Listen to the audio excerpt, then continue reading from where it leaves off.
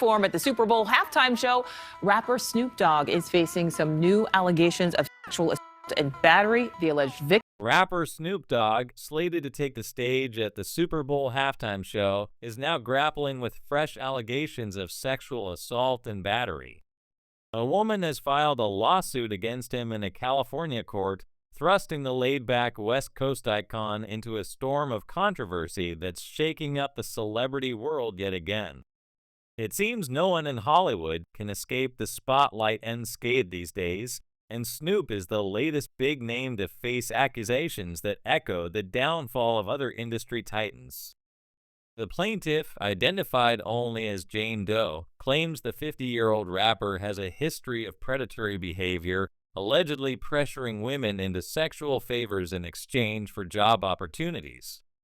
Meanwhile, a figure named Ollie Carter has emerged, leveling her own explosive claims against Snoop and taking aim at a slew of celebrities with a ferocity that's leaving no one untouched. Snoop isn't taking these accusations lying down. He's hit back hard, dismissing Ollie Carter as a liar out for clout and accusing her of tarnishing his reputation for personal gain. According to the lawsuit, the Jane Doe plaintiff, a self-described dancer, model, host, and actress, alleges she had professional ties to Snoop, though his team swiftly denied she ever worked for him.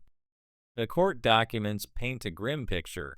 She claims Snoop followed her into a bathroom during an encounter and coerced her into unwanted acts while he stood before her.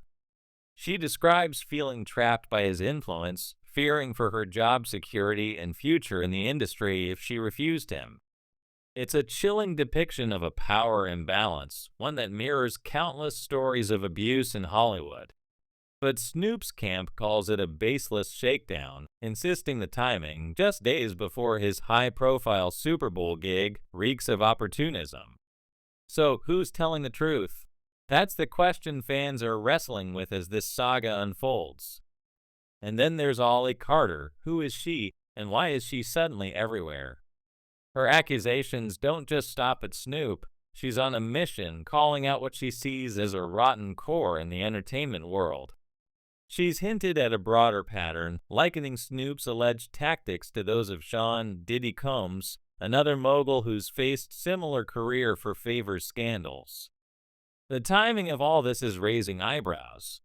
The original Jane Doe lawsuit first surfaced back in 2013, tied to an incident after a Snoop concert, only to resurface now alongside Carter's claims.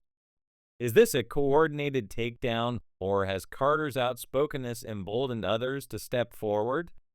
The coincidence is hard to ignore, and it's got people wondering if there's more to this than meets the eye.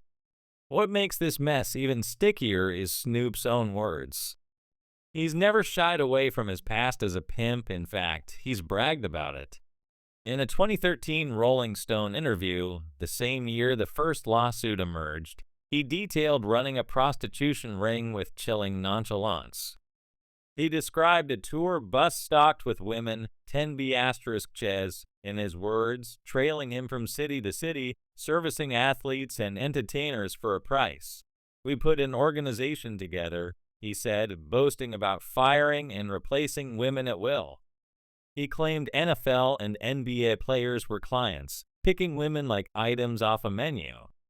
In his 2006 documentary, Big Snoop Dogg's Pimp 101, he doubled down, celebrating the lifestyle and offering tips on managing women in the sex trade. He's called it his dream since childhood, not to be a rapper or an actor, but a pimp. This isn't speculation. These are Snoop's own admissions, laid out in interviews and on camera.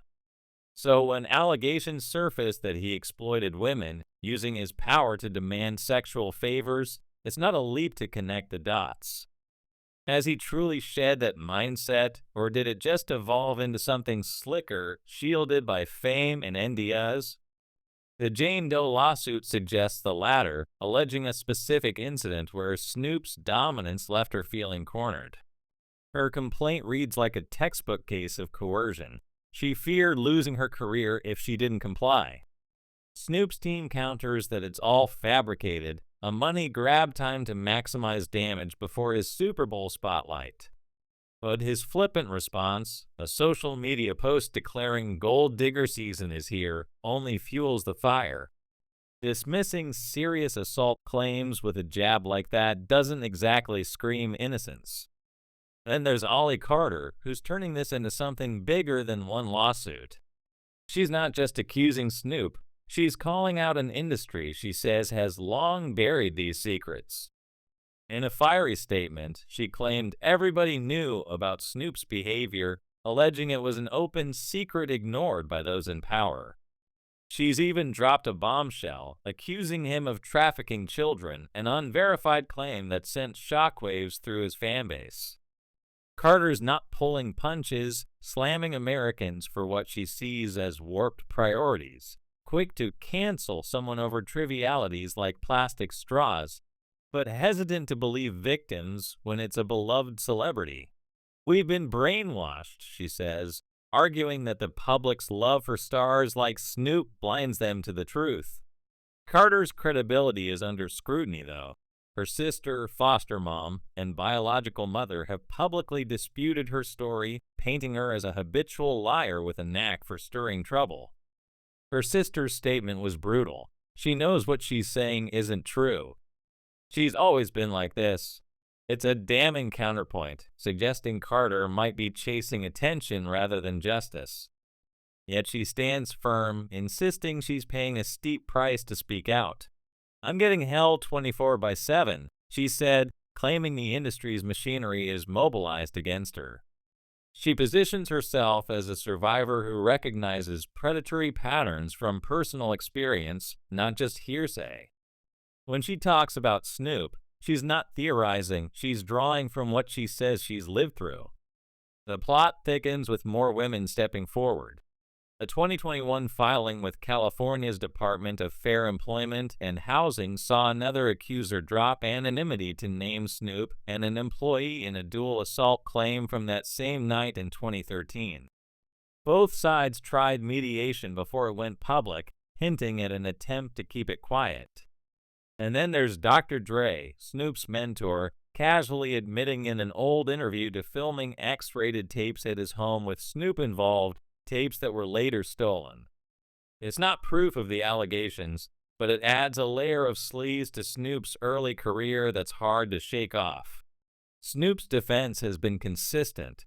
These are extortion attempts, shamelessly timed to exploit his Super Bowl moment. His team calls it a disservice to real victims, and he's gone after Carter directly, branding her a clout chaser. But the evidence, or lack thereof, is murky.